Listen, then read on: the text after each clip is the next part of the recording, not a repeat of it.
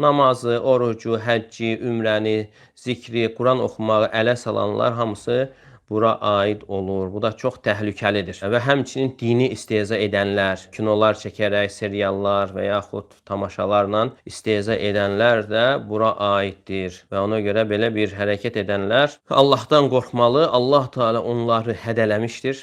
Tövbə surəsi 65-66-cı ayələrdə Allah Teala buyurur: "Və la in sa'altahum leyəqulunna innəmə kunnə nəxudu və nəl'ab."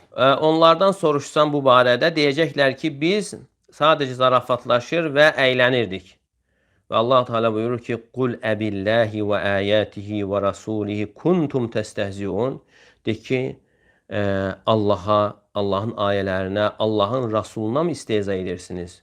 La ta'təziru. Əbəs yerə üzür diləməyin. Qad kəfartum ba'də imanikum. İman gətirdikdən sonra kafir oldunuz. İn na'fu an taifeti minkum nu'azzib taifeten bi ennehum kanu mujrimin.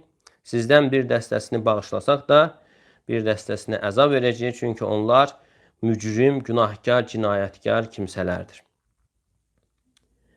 Yəni hansı ki bu ayələrdə keçənlər, hansı ki Allah Teala bu ayədə zikr edir onları, onlar bir dəstə sahabəni ələ salmışlar, sahabəyə istehza etmişlər. Və demişlər ki, biz sizi sabah əli bağlı halda görəcəyik. Yəni sizin onlarla döyüşməyə gücünüz çatmır. Yəni siz dininiz sizi aldadıb, ona görə özünüzü təhlükəyə atırsınız. Yəni məğlub olacaqsınız, əlləriniz, qollarınız qandallanmış halda, bağlı halda kəndirlə orada olacaqsınız. Və həmçinin onlar elm tələbələrinə istehza etdilər və dedilər ki, bizim qarilərimiz kimi qarınqulu və döyüş zamanı qorxaq kimsələri görmədik dedilər. Və Allah Teala bu barədə nazil etdi. وَلَيْنْ سَأَلْتَهُمْ لَيَقُولُنَّ إِنَّمَا كُنَّ نَخُوضُ وَنَلْعَبْ.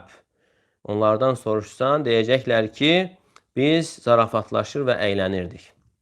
Və ona görə insan həzər etməli, qorxmalı. Bu təkcə bu məsələyə aid deyil. O çirkin əməlləri edənlərə aid deyil. Hətta ona baxanlar da bura şərikdir və onların səfehliyinə gülənlər də bura şərikdirlər. Və həmçinin onların məclislərində oturanlar da bura şərikdirlər. Çünki Allah Teala buyurur: "Və izə ra'aytəl-ləzīnə yaxudun fi ayatina fa'rid anhum hatta yaxudu fi hadisin qeyri." Yəni ayələrimizə istehza edənləri gördüyün zaman onlardan üz çevir. Yəni başqa söhbətə keçənədək.